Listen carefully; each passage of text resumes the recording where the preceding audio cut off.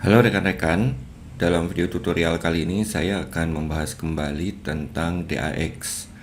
DAX ini sebetulnya pernah saya bahas pintas dalam rangkaian video tutorial Excel BI, namun karena banyak yang request, jadi akan saya coba bahas dengan agak detail. Pembahasannya saya bagi menjadi dua video tutorial, dan di video pertama ini kita akan membahas calculated column pada DAX. Seperti biasa, sebelum mulai demo atau praktek, saya akan bahas sepintas dulu tentang DAX ini. DAX adalah singkatan dari Data Analysis Expression. Definisinya kurang lebih adalah sekumpulan fungsi, operator, dan konstanta yang dapat digabungkan dalam suatu rumus atau ekspresi. Jadi secara garis besar sih hampir sama dengan formula dan fungsi pada Excel.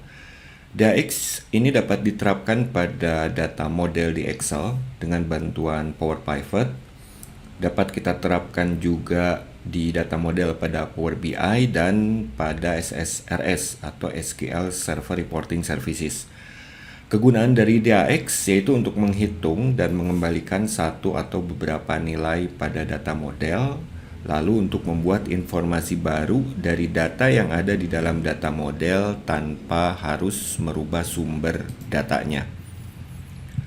Aturan penulisan DAX itu berbasis tabel dan kolom. Jadi sebetulnya sih hampir sama dengan Excel.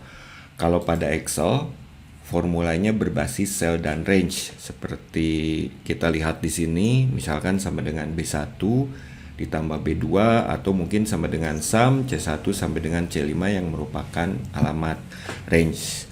Pada DAX, tidak menggunakan cell dan range, tapi menggunakan penamaan tabel dan kolom dengan format nama tabelnya dituliskan terlebih dahulu, baru diikuti dengan nama kolomnya.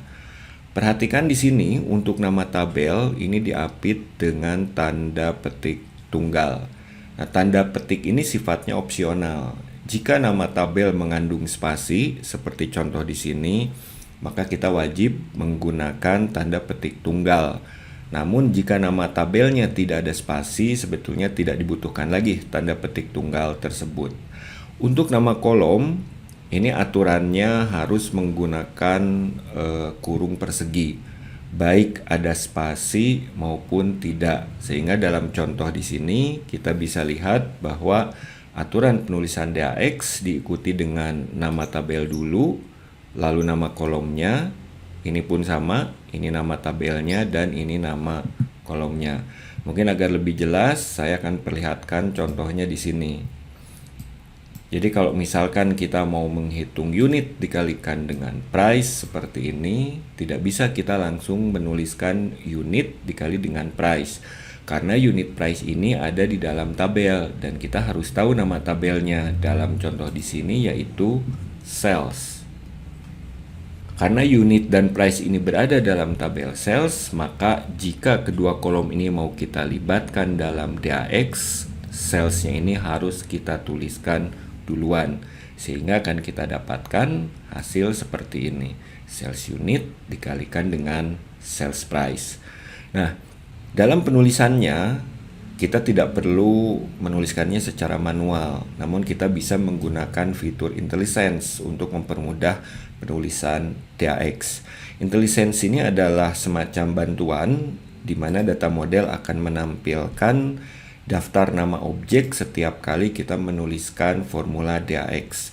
Sebagai contoh, kita mau mengetikkan sales unit, maka pada formula bar ini, jika saya ketikkan sama dengan SAL, otomatis maka data model akan menampilkan daftar objek yang berawalan dengan teks SAL ini. Nah, jika sudah ditampilkan pilihan seperti ini, maka kita tinggal memilihnya, mana yang mau kita gunakan. Bisa dengan menggunakan klik mouse atau menggunakan tombol tab pada keyboard. Jangan menekan enter, karena kalau kita tekan enter maka formulanya akan dieksekusi. Sebagai contoh, misalkan di sini saya pilih sales unit, saya tekan tab, kemudian saya ketikkan tanda kali yaitu bintang, lanjutkan dengan sales price, barulah kita eksekusi dengan menggunakan enter. Nah, demikian contoh yang paling sederhana untuk penulisan formula DAX. Jadi sekali lagi, penulisannya menggunakan bantuan IntelliSense, dan jangan lupa aturan penulisannya harus selalu diawali dengan nama tabelnya dulu, baru diikuti dengan nama kolom. Kita lanjutkan dulu pembahasannya. DAX terutama dibedakan berdasarkan penempatan hasilnya. Jadi ada dua penempatan hasil DAX ini. Satu namanya calculated column dan satu lagi namanya calculated field atau yang umum disebut dengan measure. Apa itu calculated column? Calculated column ini adalah kalkulasi data pada tiap baris yang sifatnya statis. Jadi artinya semua baris akan menggunakan kalkulasi yang sama. Hasil kalkulasinya sesuai dengan namanya ya, akan ditempatkan pada kolom baru. Sementara calculated field atau measure ini digunakan untuk membuat nilai tunggal yang bisa digunakan untuk kalkulasi data lainnya. Di mana disimpan hasilnya? Hasil kalkulasinya akan ditempatkan pada calculation area. Agar lebih jelas, kita bisa lihat pada gambar berikut ini. Jadi data-data kita itu ada di bagian yang berwarna putih ini. Jika misalkan rekan-rekan hendak melakukan perhitungan yang statis pada tiap baris, jadi misalkan mau dijumlahkan semua, baris pertama dijumlahkan semua, baris kedua dijumlahkan semua, baris ketiga juga sama, dan seterusnya sampai dengan seluruh data, maka hasilnya disimpan pada kolom yang baru. Inilah yang disebut dengan calculated column. Nah, contohnya yang tadi saya sudah tampilkan sepintas. Jadi saya mau menghitung unit dikalikan dengan price. Perhatikan hasilnya di sini disimpan pada satu kolom yang baru. Jadi pada tiap baris data ini semuanya menggunakan kalkulasi yang sama, yaitu dikalikan. Demikian untuk calculated column. Nah, calculated field atau measure ini kalau misalkan kita ingin membuat nilai tunggal. Nilai tunggal ini bisa berupa hasil kalkulasi, bisa merupakan penggabungan dari fungsi-fungsi DAX dan lain sebagainya. Pokoknya hasilnya berupa nilai tunggal. Disimpannya di mana? Itu disimpan hasilnya pada satu tempat yang disebut dengan calculation area, yaitu yang ada di bawah ini.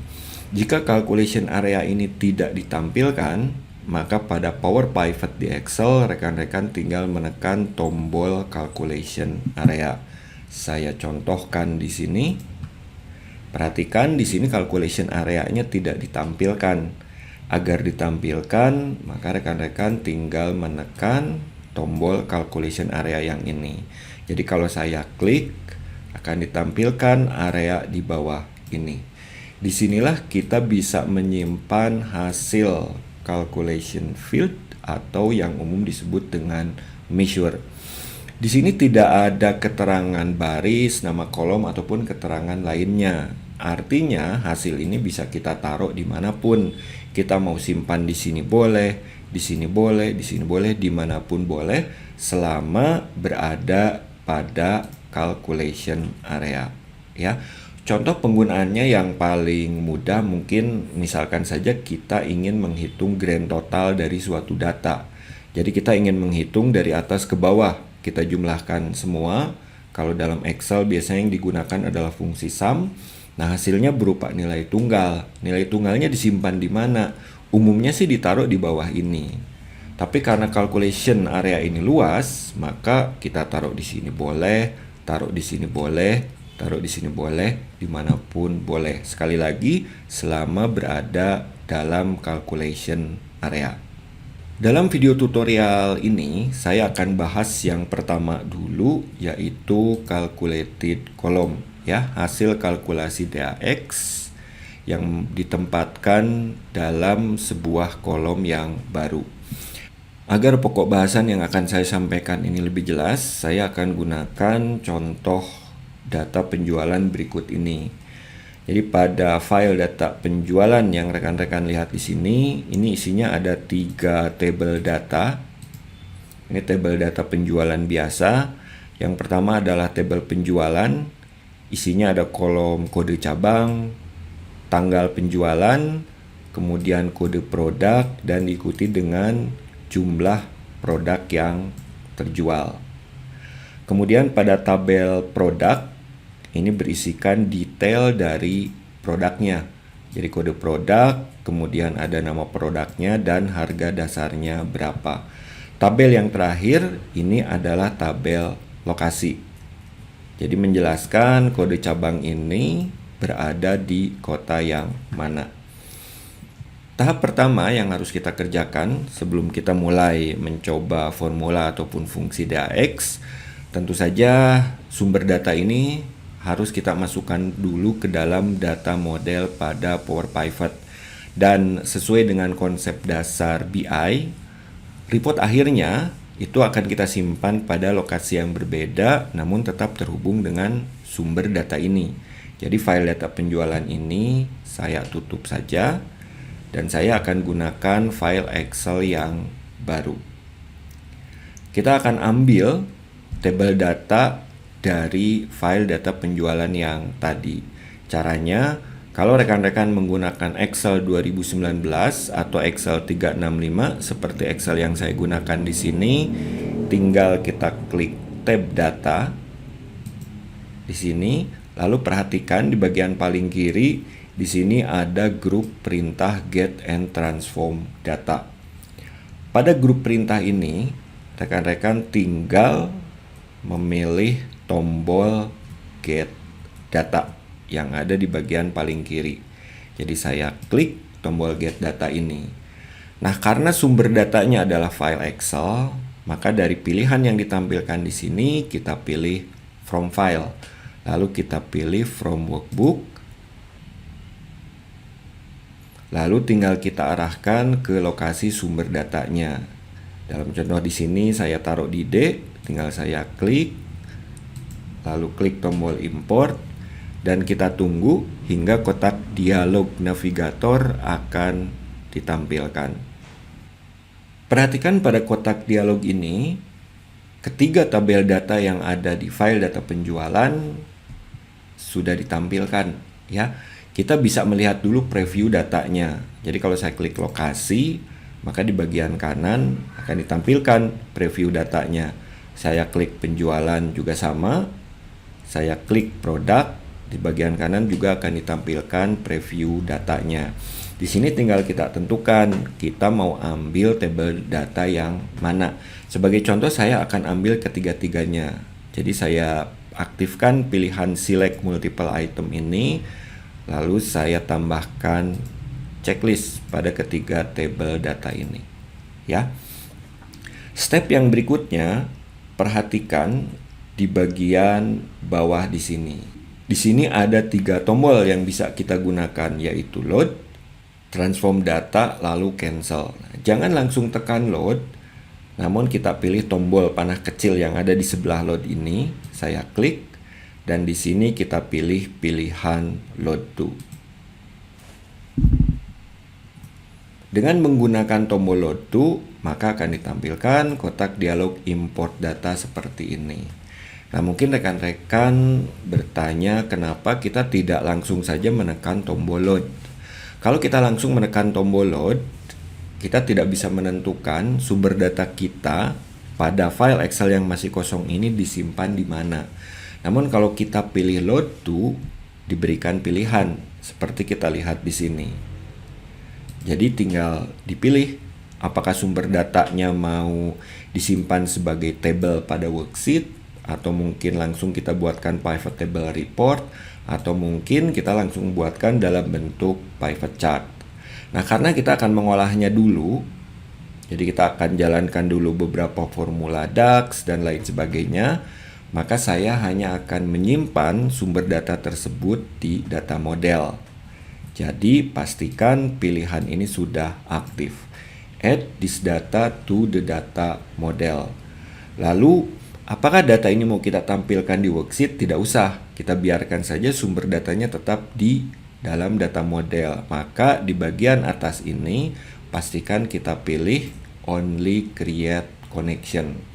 Jika kita menggunakan kedua pilihan ini, yaitu only create connection dan add this data to the data model, maka sumber data hanya ada di dalam data model, namun report akhirnya nanti tetap bisa kita buat pada file Excel ini. Saya klik tombol OK dulu.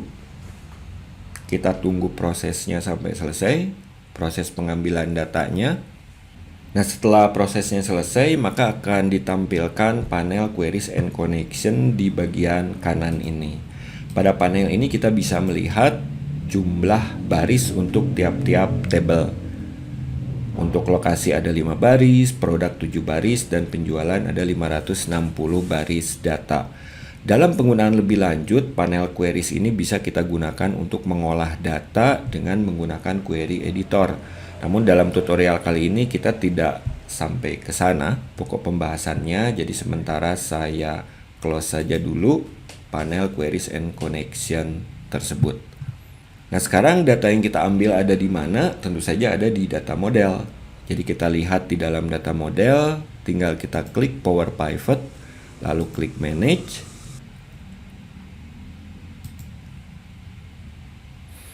Dan jendela Power Pivot akan ditampilkan. Perhatikan pada data model di dalam Power Pivot ini ketiga tabelnya sudah masuk ya, yaitu lokasi, produk, dan penjualan.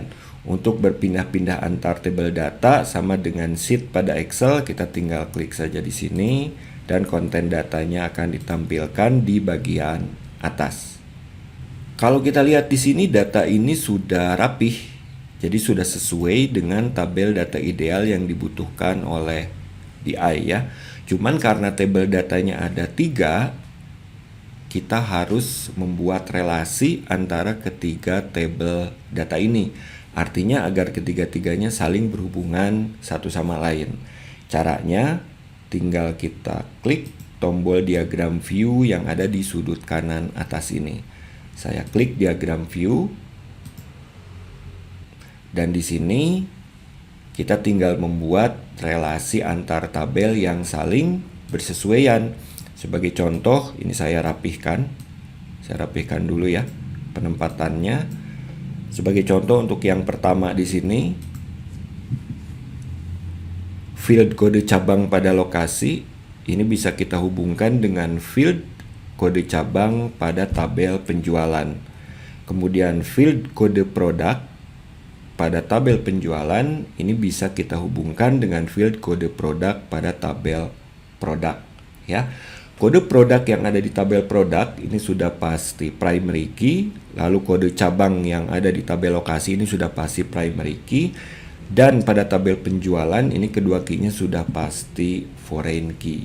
Jadi sudah bisa kita relasikan. Tinggal saya drag seperti ini untuk kode cabang. Kemudian untuk kode produk juga sama, ini tinggal kita drag dan selesai. Sampai tahapan ini ketiga tabel data kita sudah saling berhubungan satu sama lain. Kita kembali lagi ke data view kita. Karena datanya sudah siap, sekarang kita akan mencoba beberapa contoh penerapan untuk DAX calculated column ini. Saya sudah siapkan beberapa contoh di sini agar lebih jelas ya. Jadi ada sekitar 5 poin. Kita akan coba kerjakan ke 5 poin ini. Yang pertama di sini menghitung nilai pajak yaitu 10% dari harga dasar. Jadi jika kita lihat pada tabel produk ini, di sini ada kolom harga dasar yang berisikan berapa sih harga dasar untuk tiap produk. Nah, kita ingin mencari berapa sih nilai pajaknya, yaitu sebesar 10% PPN lah ya. Artinya harga dasar ini tinggal kita kalikan saja dengan 10%. Jangan lupakan aturan penulisannya. Data yang ada pada kolom harga dasar ini tersimpan di tabel produk. Maka kalau kita mau melibatkan data pada kolom harga dasar ini dalam suatu formula DAX, ini harus kita tuliskan dengan produk. Saya tuliskan dulu nama tabelnya, tidak menggunakan tanda petik tunggal karena tidak ada spasi. Lalu dalam kurung persegi tinggal kita tuliskan saja nama kolomnya, yaitu harga dasar. Kemudian untuk persentasenya yaitu 10%, ini harus kita rubah ke dalam bilangan desimal. Karena dalam formula DAX kita tidak bisa menuliskan simbol persen.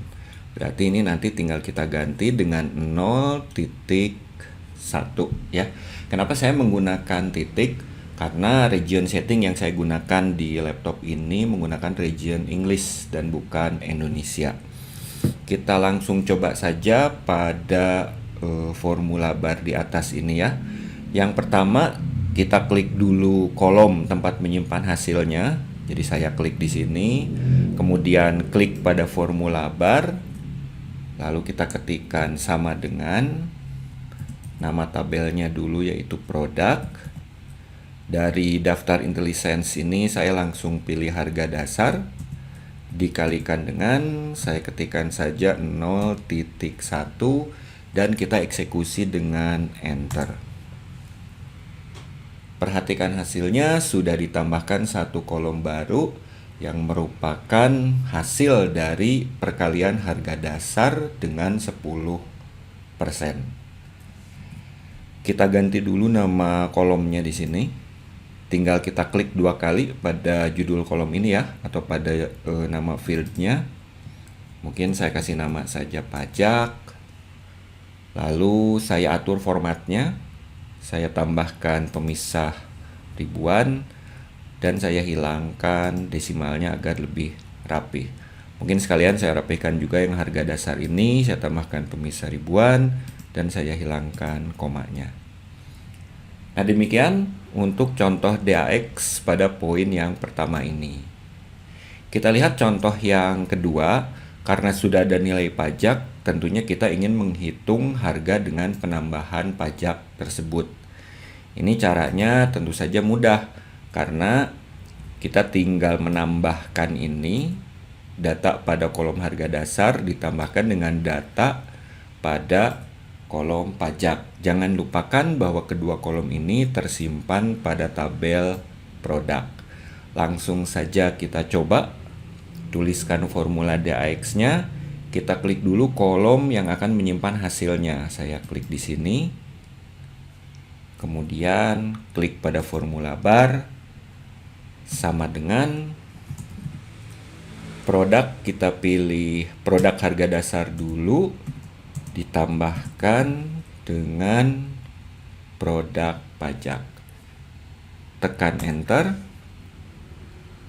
Dan hasilnya satu kolom baru sudah ditambahkan yang merupakan hasil kalkulasi penambahan harga dasar ditambah dengan data pada kolom pajak. Sama dengan sebelumnya, ini kita ganti. Mungkin saya ganti dengan nama harga saja. Dan saya rapihkan juga, ditambahkan pemisah ribuan dan kita hilangkan komanya. Sampai tahapan ini, kita sudah memiliki dua kolom atau dua field tambahan, yaitu field data pajak dan field harga, di mana kedua data ini tentu saja tidak terdapat pada sumber datanya. Namun jika sumber datanya nanti mengalami perubahan atau penambahan atau ada update, tentu saja kalau kita lakukan perintah refresh, maka pajak dan harga ini pun akan ikut mengikuti sumber data tersebut karena tetap terhubung satu sama lain. Kemudian dua field baru ini juga bisa kita libatkan dalam pembuatan pivot table. Kita coba saja ya. Jadi kalau saya di sini coba buat pivot, saya klik pivot table, saya taruh di sini saja. Oke. Lalu saya buka produk. Nah, perhatikan di sini Data yang diambil dari sumber datanya itu hanya sampai data harga dasar. Sementara data pajak dan harga ini merupakan data yang kita hasilkan dengan kalkulasi DAX yang barusan kita kerjakan. Dan karena sudah ditambahkan di sini, jelas bisa kita tampilkan pada report di pivot table ini. Jadi misalkan di sini saya masukkan nama produk ke row, lalu harga dasarnya saya masukkan ke value, pajaknya saya masukkan juga, harganya saya masukkan juga, dan seperti ini hasilnya. Jadi sekali lagi, dengan menggunakan bantuan DAX, rekan-rekan bisa menampilkan atau menambahkan data dan informasi baru pada report akhir di pivot table ini dengan menggunakan bantuan DAX. Dalam contoh di sini adalah DAX calculated column. Kita lanjutkan dengan contoh pada poin berikutnya. Pada poin ketiga ini, misalkan kita ingin menambahkan status good untuk kuantiti terjual yang di atas 5 unit dan status bad untuk sebaliknya atau untuk kuantiti terjual di bawah 5 unit. Ini kita coba kerjakan pada tabel penjualan. Jadi kalau kita lihat di sini, setiap penjualan di sini ada jumlahnya, tanggal sekian, jumlah terjualnya berapa, dan seterusnya sampai dengan ke bawah. Nah, sekali lagi misalkan kita ingin menambahkan status good untuk kuantiti yang terjual di atas 5 unit. Kalau ini kita kerjakan di Excel, pastinya rekan-rekan akan langsung terfikirkan fungsi if, ya. Nah, pada DAX juga kita bisa menggunakan fungsi if tersebut. Jadi memang ada beberapa, bahkan banyak saya bilang, beberapa fungsi Excel yang bisa kita gunakan pada DAX ini. Bahkan aturan penulisannya pun kurang lebih sama. Nah, kita akan coba untuk menjawab contoh pada nomor 3 ini ya. Langsung saja, berarti pada add column ini saya langsung klik. Lalu klik pada formula bar, kita ketikkan dulu sama dengan seperti biasa. Nah, acuannya di sini kan adalah jumlah. Jumlah ini kebetulan berada pada tabel yang namanya penjualan. Berarti saya masukkan dulu nama fungsinya yaitu if, kurung buka. Perhatikan di sini aturan penulisan formulanya sama ya. Logical test ini adalah kriterianya atau kondisi. Dalam contoh di sini adalah jumlah di atas 5. Kemudian data jika kondisi ini terpenuhi. Dan yang terakhir di sini data jika kondisi tidak terpenuhi, true atau false ya. Kita lanjutkan, berarti penjualan, saya pilih jumlah di sini. Jika jumlah lebih besar daripada 5, kita masukkan kondisi untuk true-nya, yaitu saya ingin menuliskan status good. Tinggal saya ketikkan saja good. Jangan lupa harus diapit tanda kutip karena ini data teks, kemudian koma. Namun jika kondisi tersebut tidak tercapai, misalkan saya akan tambahkan keterangan bad.